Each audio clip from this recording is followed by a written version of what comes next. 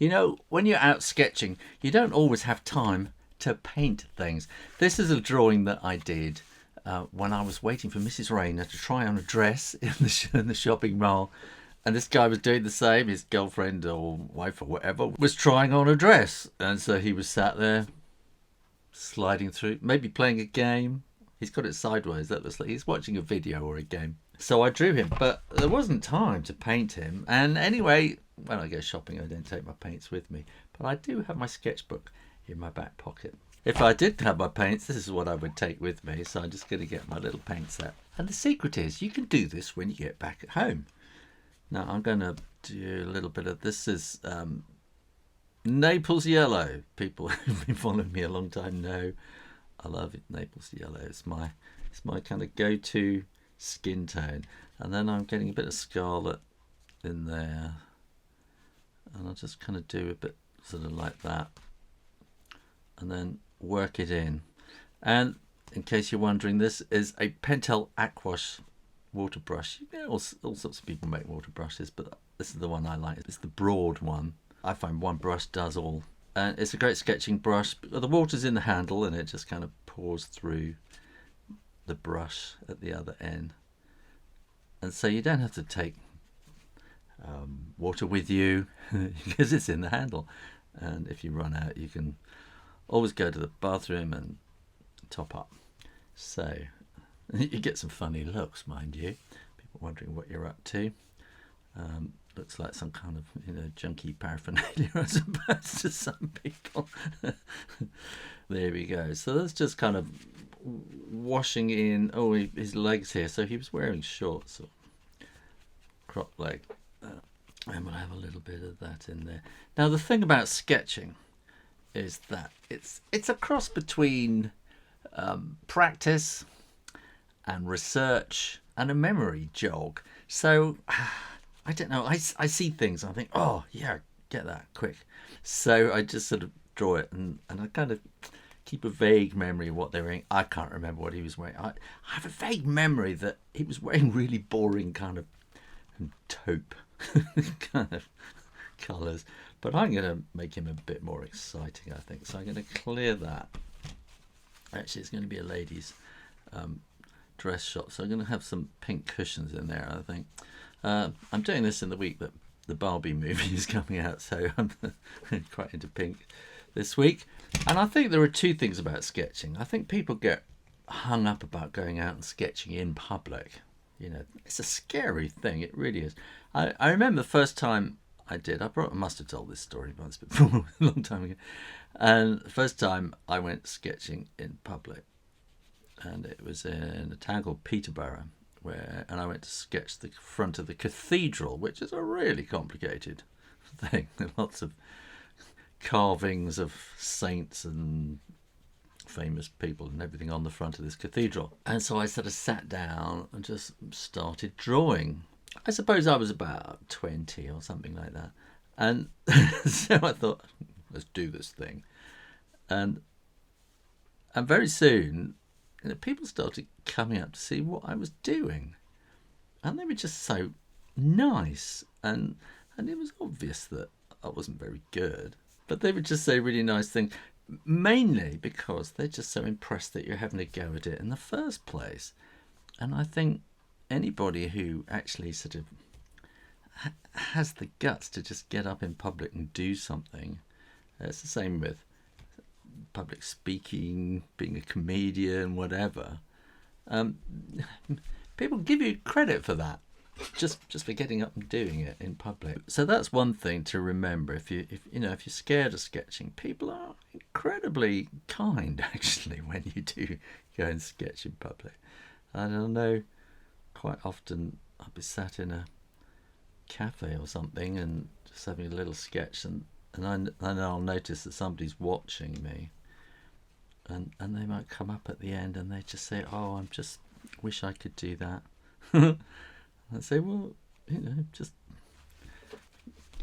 get a piece of paper and start. That's the only way to do it. So the thing is, I think also then, I think once you start painting outside, that gets quite nerve-wracking, and it takes a lot longer as well, and you could be actually spending your time doing the recording of what's going on, because it's a kind of a journal kind of thing, isn't it? It's reportage. So when you see something, draw it and just try and remember what was going on, and then maybe take a photograph if you want afterwards to remember the colours and things like that, and take the photograph afterwards, because I don't think it's just not the same if you work from the photograph. It's just not the same, because then you, in the end, you just reproduce the photograph, and that's not the same thing. So draw from life, and then it's okay to use the photograph as reference for colouring in later. But always, I think, sketch from life. And that is a scary thing to do. And quite often you sit down and think, I want to sketch that.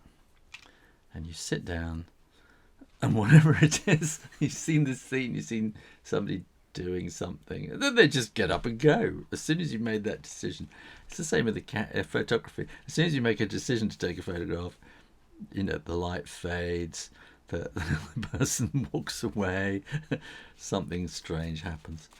So, but I think the more that you do it, the more you kind of work this memory brain, this sort of snapshot memory kind of thing in your head, that you can kind of remember what you saw.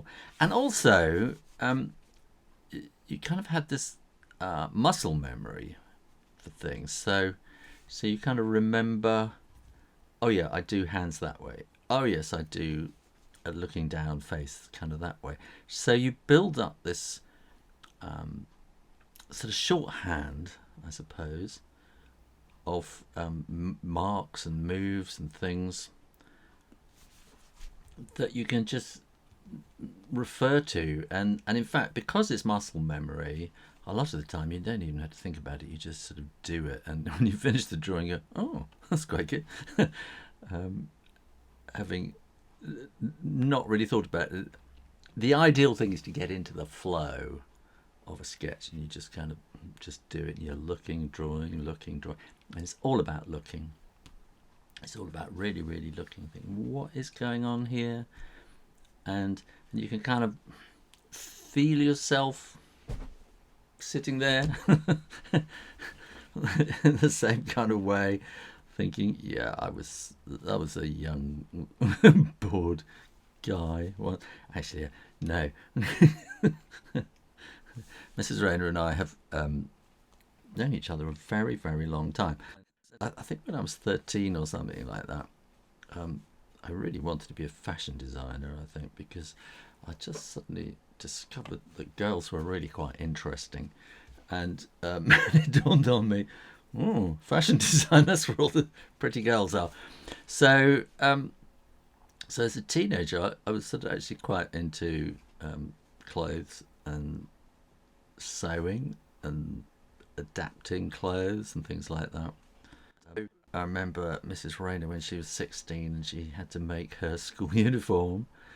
You could buy it, of course, but there was a shop where you could buy all the material, and I remember going with her to buy material, and there was a fabulous haberdasher's shop. I can't remember their name in Bedford. Having discovered it with her, this place, that I quite often would go in there shopping myself to get ribbons and things to adapt clothes with.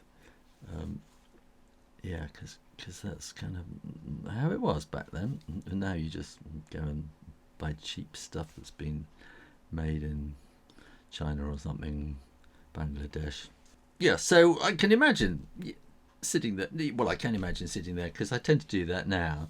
When Mrs. Rayner goes off to try something on, then I will tend to sort of sit. But I will be sitting there watching, maybe sketching like this. What cut? I'm going to have something a little bit more Prussian blue in the background, I think. And, you know, it doesn't have to be perfectly fitting round the edges. It's a sketch. So, you know, lighten up.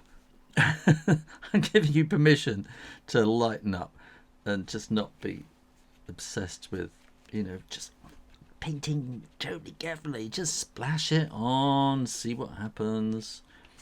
And, you know, as a sketch, you're not really intending this to be hung on a wall. It might turn out that you do. I don't know, we'll just do something like that. And maybe a little bit of sort of shadow in the background. I don't know, something like that. So there's a bit of yeah, it's not meant to be hanging up on a wall. It's in a sketchbook.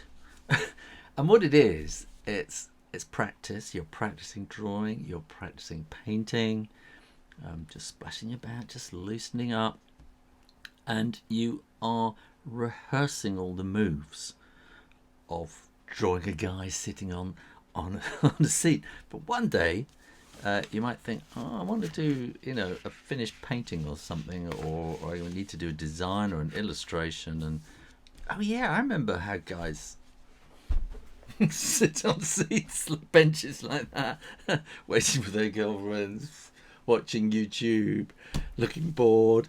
And it's those moments that you record and that you put into an illustration later that make that illustration live, because you're not just inventing it, you're putting in a real moment, and it's about real life. And that's the wonder of sketching. So relax and just draw and paint when you get home. And if you're not sure about the colours, things like that, just take a little snap so that you can remember quite what it was like. But draw live. You can paint later. Thanks for watching. Make sure you are subscribed to the Shu Rainer Drawing channel and keep coming back for lots more drawing videos every week. In the meantime, keep drawing, practice, and I'll see you next time. You take care now. Bye-bye.